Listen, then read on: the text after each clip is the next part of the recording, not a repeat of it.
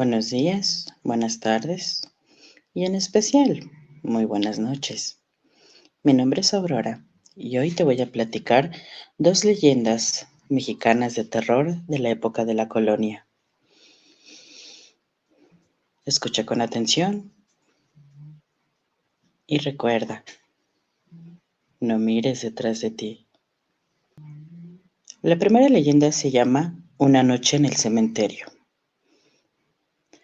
Allá por el siglo XVIII, en lo que ahora forman la esquina de las calles de Santa María y Pedro Moreno, estaba ubicada la taberna de El Ciervo de Oro, famosa por ser lugar de reunión de amantes del ajeno y hombres de muy mal ver. Jamás ningún alguacil o justicia se atrevió a entrar, pues temían conocer su fin.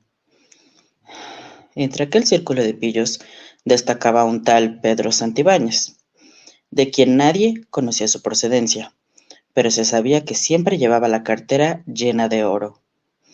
Este hombre era déspota y agresivo, y muy a menudo, con tal de hacer alarde de su oro, pagaba las cuentas del vino que todos los pillos consumían.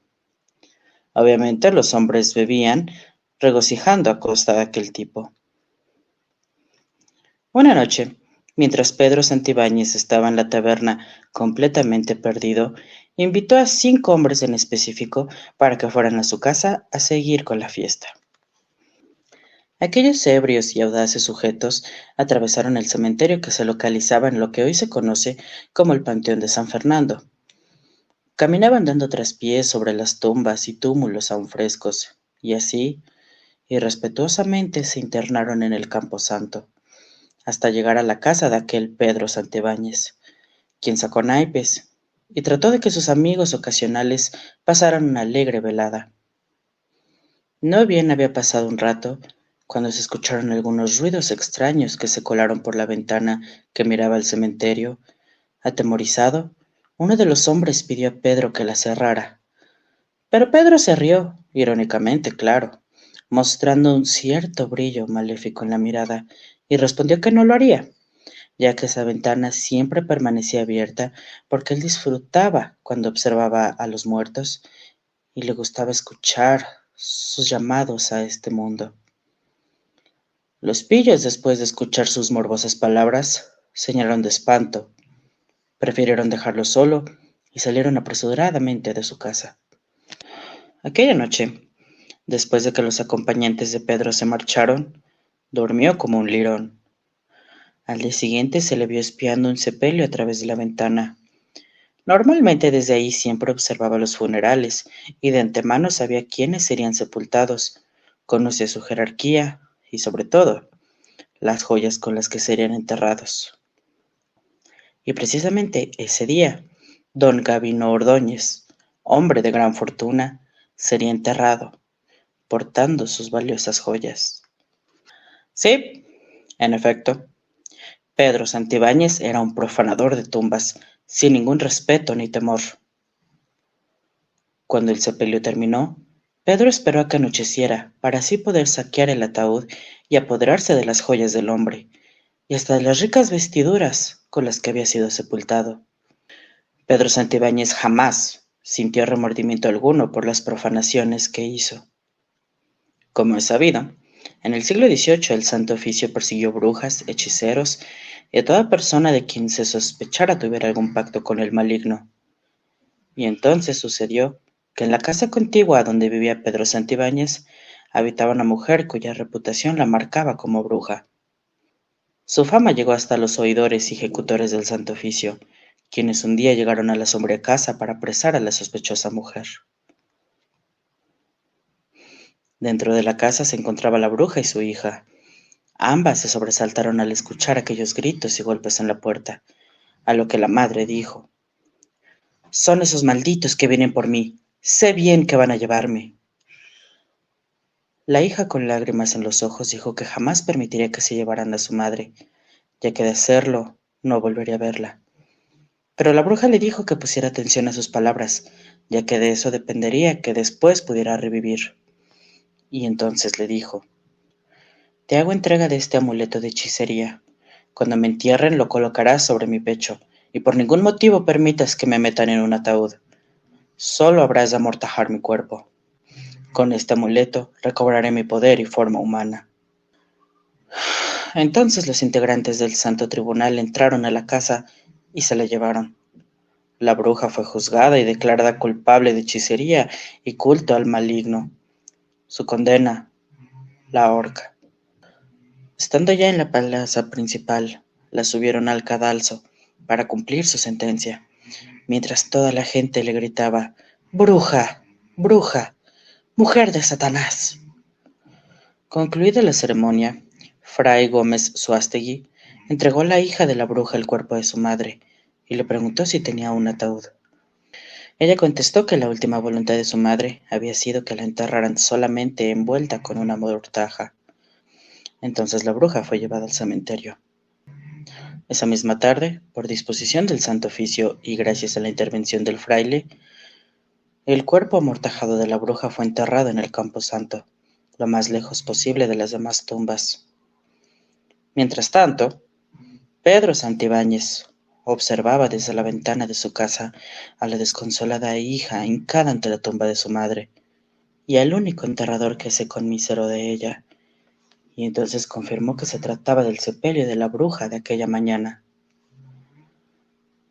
Antes de que la bruja fuera enterrada, su hija se acercó a su cuerpo y le colocó sobre el pecho aquel amuleto que brillaba esplendorosamente. Cuando Pedro vio destellar aquella joya, su codicia creció y pensó en la conveniencia de que aquel cuerpo hubiera sido enterrado sin ataúd, ya que eso facilitaría sus maléficos planes. Tan pronto anocheció, Pedro entró al panteón y comenzó a cavar. Cuando el cuerpo quedó al descubierto, lo alumbró con un farol y buscó la hermosa joya entre la mortaja. Al tenerla en sus manos, se apresuró a cubrir la tumba y después se alejó llevándose consigo el misterioso amuleto. Y ya en su casa, lo metió dentro del cofre donde solía guardar el producto de sus macabras rapiñas. La joya sería vendida pasados 2 días. A la noche siguiente, Pedro Santibáñez fue a celebrar su fechoría al Ciervo de Oro, y cuando estuvo lo suficiente borracho, nuevamente invitó a los pillos para que fueran a su casa. Estos hombres de ninguna forma aceptaron, ya que habían tenido suficiente con la desagradable experiencia que vivieron días antes. Pedro se encogió de hombros y salió de la taberna poco antes de la medianoche. Mientras caminaba rumbo a su casa, pensó en la conveniencia de estar solo esa noche, ya que el día siguiente debería estar bien despierto para vender la joya. Cuando dieron las 12 de la noche, Pedro creyó escuchar algo así como un gemido plañidero que arrastraba el viento y que le decía: Pedro, Pedro. El aterrador lamento venía directamente del panteón. Palideció y su corazón latió más fuerte. Encendió una vela, se levantó de la cama y caminó hasta la ventana, desde donde siempre se deleitaba viendo las luces, siluetas y sombras del panteón. Pero no había nada. Así pasaron algunos segundos hasta que de pronto creyó ver formas difusas, etéreas, revoloteando sobre las tumbas, pero no les dio importancia, pensando que solamente eran figuraciones suyas. Regresó a su cama imaginando la fortuna que obtendría después de vender la joya. Pero no bien había puesto la cabeza sobre la almohada, cuando nuevamente escuchó un ruido que ahora provenía de la puerta. Escuchó como si alguien lo hubiera abierto, y de pronto sintió unos pasos muy cerca de él que se arrastraban en dirección a su alcoba. Ahora sí, no cabe duda, murmuró nervioso. Alguien se estaba acercando. En ese preciso momento una ráfaga de viento helado apagó la vela y el pillo quedó sumergido en las sombras. Y preguntó con cierto temor: ¿Quién anda ahí? ¿Quién ha apagado la vela? Pero nadie contestó. Entonces le pareció descubrir algo entre las penumbras. Su sorpresa fue enorme cuando frente a él se materializó una horrible criatura. Sí, en efecto, era una fantasmal presencia que con voz de ultratumba preguntó: Pedro, dime, ¿en dónde tienes mi amuleto? Lleno de pavor, preguntó: ¿Quién eres? ¿Qué deseas? Pero cuando la descarnada figura se le acercó más, Pedro descubrió horrorizado al fantasma de la hechicera y, temiendo por su vida, gritó: ¡Retírate, bruja! ¡Has muerto! Pero aquella imagen espectral seguía reclamando su amuleto. Es mejor que me lo entregues ahora, exclamó la bruja. Tú eres el culpable de mi penar, pues si no me hubieras robado el amuleto, yo estaría viva ahora. Pedro le gritó que se marchara, que se alejara de él, pero el fantasma nuevamente exigió su amuleto y juró que si no se lo entregaba, sufriría un terrible castigo. Como Pedro no contestó, el fantasma comenzó a buscar su amuleto y de pronto descubrió el cofre donde estaba guardado. Lo abrió y exclamó: ¡Te maldigo! ¿Con que aquí lo tenías escondido? Pedro enfureció y gritó que no se lo podría quitar, pero aquel espantoso espectro tomó el amuleto con sus descarnadas y sarmentosas manos, lo colocó sobre su huesudo y repulsivo pecho, y en ese momento se desencadenaron 1000 demonios. La leyenda cuenta que el profanador de tumbas no sabía si soñaba o se estaba volviendo loco, pero en su delirio gritaba: ¡No! ¡Aléjate! ¡Solo eres un fantasma!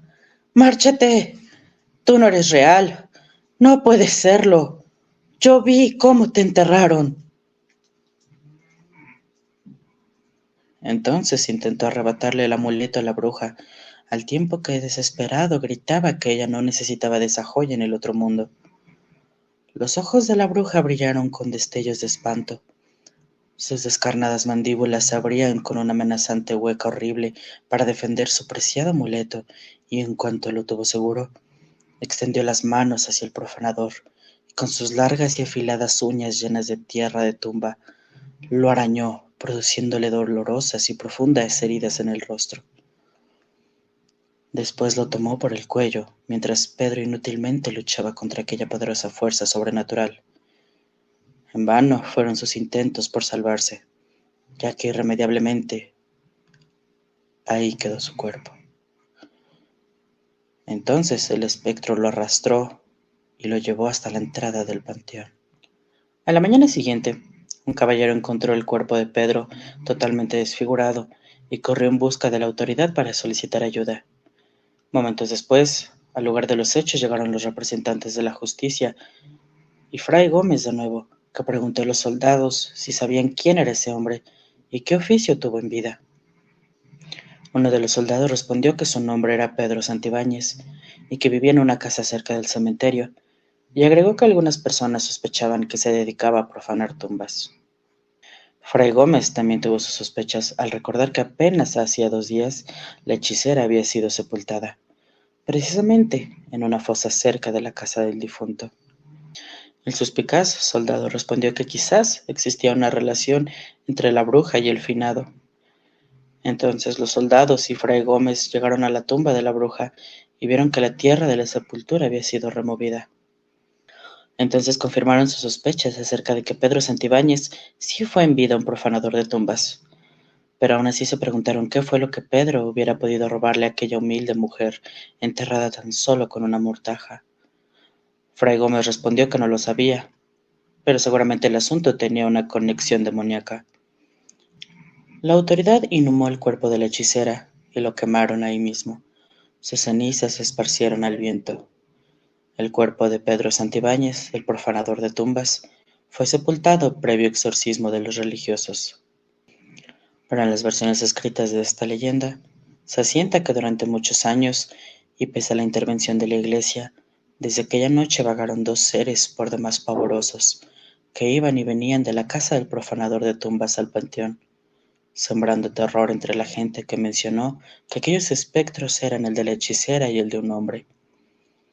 que quienes tuvieron la desgracia de ver comentaron de su parecido con aquel Pedro Santibáñez, que siempre acudía a la taberna de El Ciervo de Oro. Qué cosas tan extrañas sucedían en aquel entonces, hechos que ni la misma ciencia ha podido descifrar. La siguiente leyenda se llama La deuda del diablo. Cuentan que a finales del siglo XVII, en la Nueva España vivió un hombre avaro y cruel llamado don Rodrigo Hurtado de Alanís. Fue famoso por ser perverso y por los tantos crueles actos que cometió. Don Rodrigo jamás demostró un rasgo mínimo de piedad. Don Rodrigo tenía a sus órdenes a un hombre llamado Pedro Almaraz, quien cumplía todas sus órdenes, incluso acabar con aquellos trabajadores que intentaban fugarse. La gente creía en la inquebrantable lealtad y fidelidad de aquel hombre, pero en realidad esa fidelidad era ficticia y únicamente por conveniencia, ya que Pedro desde el fondo de su alma sentía un profundo odio por don Rodrigo. Don Rodrigo no solamente era cruel con sus trabajadores, sino también era implacable y voraz al cobrar las rentas de sus tierras. Y resultó que un día, acompañado por Pedro, llegó al predio que le rentaba a Bernardo de Molina para cobrarle las rentas correspondientes. Su sola presencia inspiraba temor en débiles y desamparados. En vano los trabajadores de Bernardo corrieron a esconderse, ya que don Rodrigo los alcanzó montando en su caballo y a gritos desordenó avisaron a su amo que él lo estaba buscando.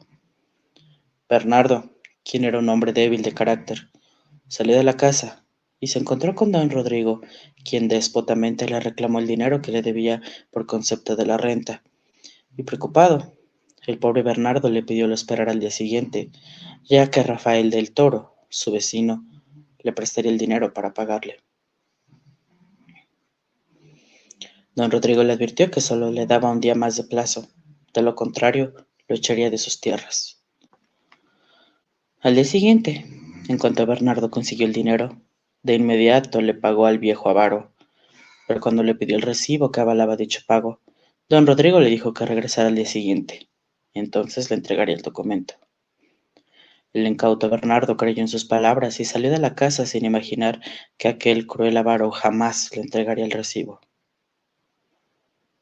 Bernardo regresó a la casa de aquel malvado hombre el día siguiente, pero don Rodrigo le dijo que nunca había recibido ningún dinero. En vano fueron sus súplicas y lamentaciones. Aquel hombre sin alma se negó rotundamente a entregarle el recibo, alegando que, como siempre, Bernardo estaba ebrio y confundido. Bernardo se refugió en el vino como única solución a su problema. Su esposa inútilmente trató de alentarlo. Le rogó que dejara de beber y que mejor buscara la forma de conseguir ese recibo, pero Bernardo seguía viviendo sin tomar en cuenta las palabras de su esposa, al punto de que hasta ella misma dudó en que Bernardo hubiera efectuado el pago. En ese preciso momento se asomó por la ventana y vio que don Rodrigo y Pedro estaban llegando.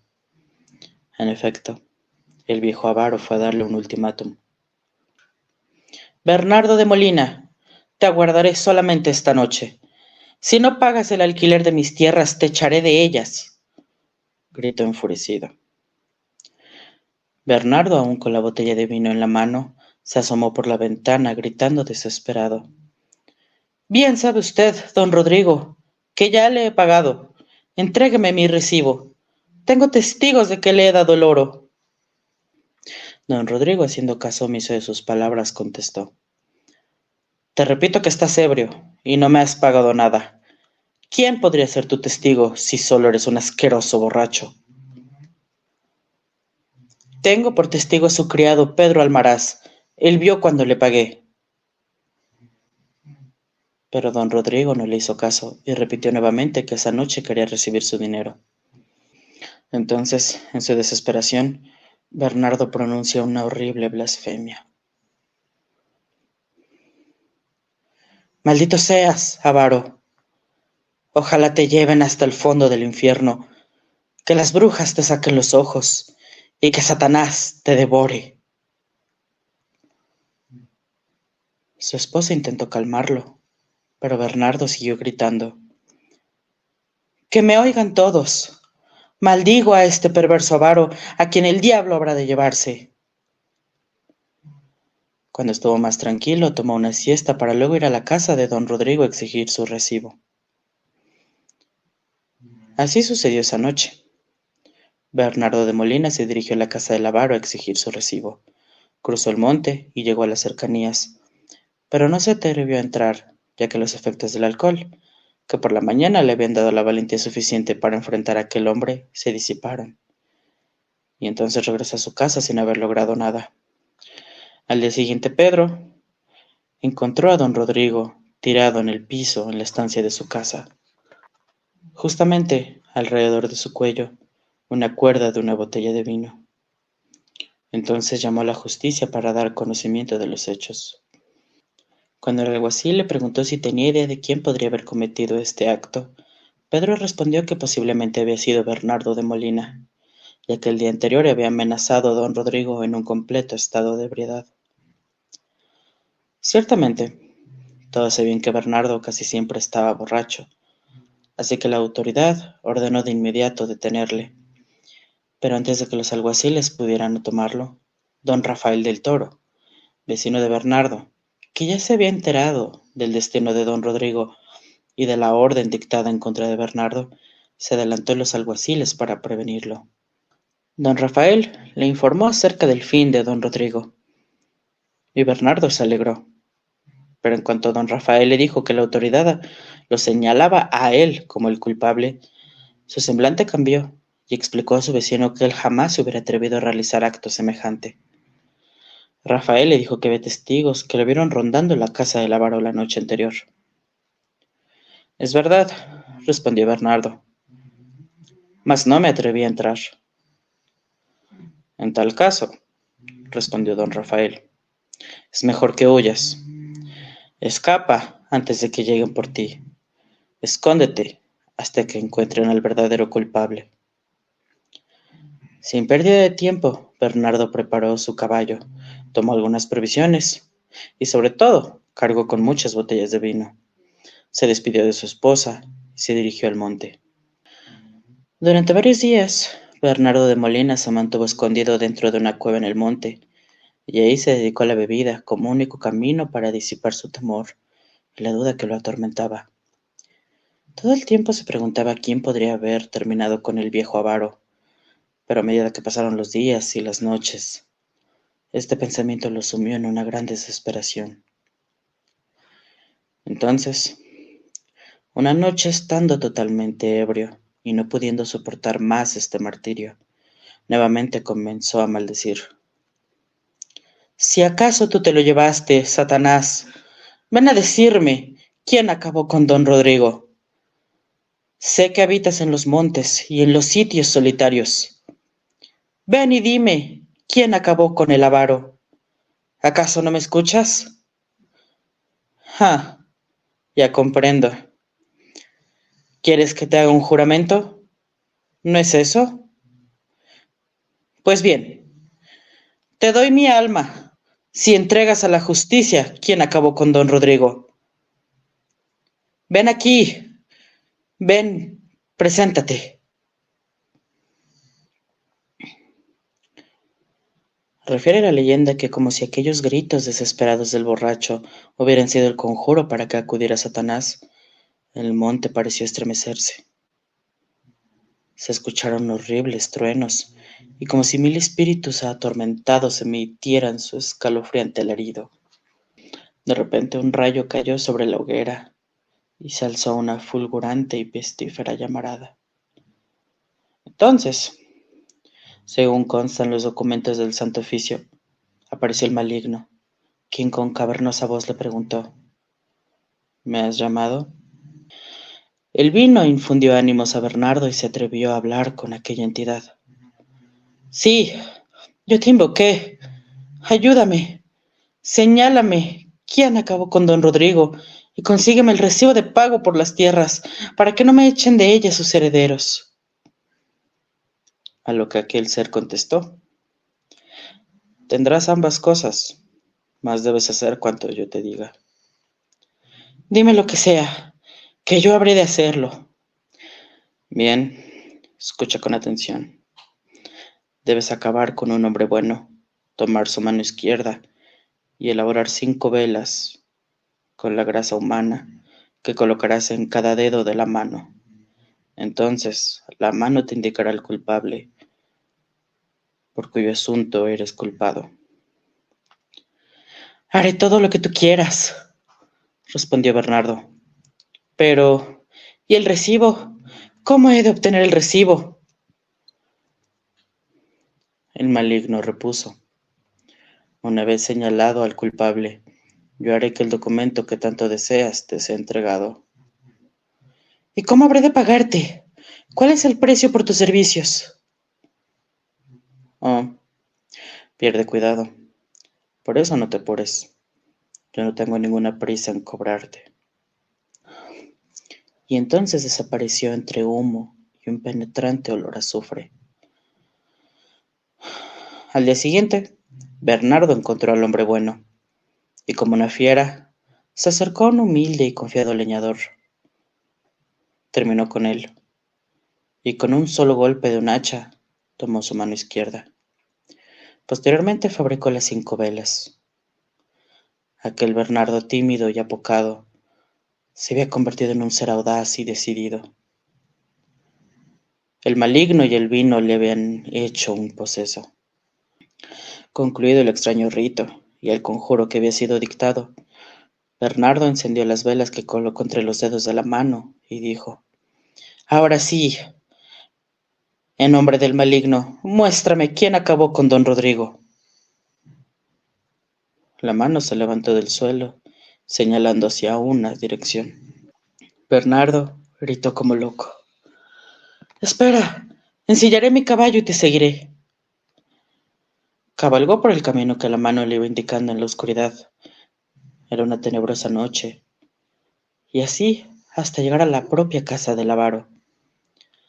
La mano se detuvo frente a aquella casa, donde se encontraba Pedro Almaraz. De un solo golpe la mano abrió la puerta, y al tiempo Bernardo de Molina entró en el cuarto, donde Pedro miraba aterrado aquella mano flotante encendida con las 5 velas, y que lo señalaban como el culpable del fin de don Rodrigo.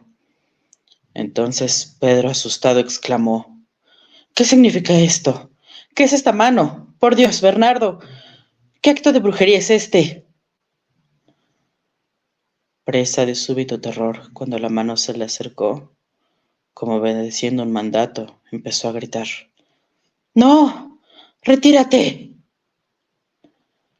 Bernardo le exigió que confesara lo que había hecho antes de que aquella mano terminara con él. Pedro, temblando y lleno de pánico, exclamó: Sí, sí, sí, confieso, yo lo hice, pero por piedad, haz que la mano desaparezca. Bernardo, triunfante, le dijo: Mañana deberás ir al Santo Oficio para confesar, y de no hacerlo, vendré nuevamente por la noche y traeré esta mano para que termine contigo. Bernardo emprendió el camino de regreso a su casa, llevando en mente un solo pensamiento: ¿cómo obtener el recibo prometido? Y como si el maligno lo hubiese escuchado, súbitamente apareció y le dijo: Te lo daré de inmediato. Sígueme. Entonces, impulsado con una fuerza endemoniada, como si seres espantosos lo empujaran, Bernardo siguió al diablo, y poco antes de que dieran las 12 de la noche, estaban en el cementerio. Este ser se detuvo ante la tumba del viejo avaro e hizo una siniestra invocación. Rodrigo Hurtado de Alanís, abandona por un momento las regiones infernales en que habitas. Te lo mando. Sal ahora. Y entonces ahí, a medianoche, y ante la tumba del avaro, tuvo lugar un acto infernal. El cuerpo descarnado de don Rodrigo se levantó del ataúd y dijo: Ordéneme, que yo le obedezco, señor de las tinieblas. Entrega a Bernardo de Molina el recibo por el oro que te dio, exclamó el maligno. El horrible esqueleto obedeció y entregó a Bernardo el documento. No bien Bernardo había recibido aquel papel, se sintió otra conmoción en el camposanto. Brotaron llamas y un humo negro pestilente, y a poco Bernardo se fue quedando solo en el panteón, mirando aquel recibo, papel por el cual había entregado su alma. Al día siguiente, Bernardo de Molina y Pedro Almaraz se presentaron ante el Santo Tribunal. Pedro confesó haber terminado con don Rodrigo cuando éste se negó a darle la parte del oro que le entregó Bernardo de Molina. Entonces los miembros del Santo Oficio redimieron a Bernardo del cargo, pero le pidieron el recibo que comprobaba el pago de la deuda, y cuando Bernardo se los entregó, se quedaron atónitos, ya que les resultaba imposible creer que el recibo tuviera fecha del día anterior, y aun la tinta estuviera fresca. Entonces le preguntaron cómo lo había obtenido. Bernardo contestó que el avaro lo había firmado y entregado la noche anterior, a lo que el fraile repuso: ¿Acaso estás loco o falsificaste este documento? No, no estoy loco. Juro que anoche me lo entregó el mismo don... Tartamudeó y no supo más que decir. Se turbó y siguió. El avaro. No, don... que salió de su tumba. Yo... No pudo terminar de hablar, ya que en ese preciso momento se dio cuenta que había caído en la trampa del maligno. Dice la leyenda que fue cuando se le soltó la lengua y reveló el pacto celebrado en el monte. Entonces el Santo Oficio lo tomó preso, acusado de prácticas demoníacas. En vano, como poseído, Bernardo de Molina trató de desvirtuar lo que antes había dicho, y precisamente ante el Santo Tribunal. Por favor, les ruego que no me hagan caso. De continuo digo muchos disparates. El Santo Oficio, al escuchar tantas contradicciones, careó a los dos hombres, y entonces Pedro reveló el asunto de la mano. El oidor principal comentó: No nos cabe ya ninguna duda.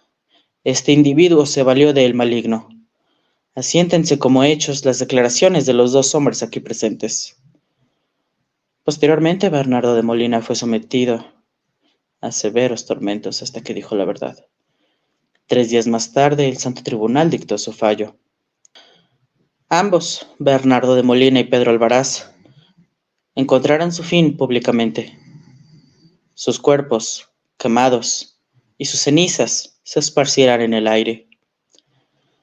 Cuentan las crónicas que la ejecución de Pedro y de Molina reunió en la plaza a miles de personas, y que conforme el fuego fue consumiendo el cuerpo de Bernardo de Molina, el cielo se ensombreció. Hubo truenos infernales, y un fuerte viento azotó la capital de la Nueva España. Esta leyenda nos enseña que con el maligno siempre se pierde, ya que sus servicios tienen un costo tan alto que se paga con la propia vida y el alma de quien lo solicita. Ya es hora de dormir, ¿cierto? Buenas noches.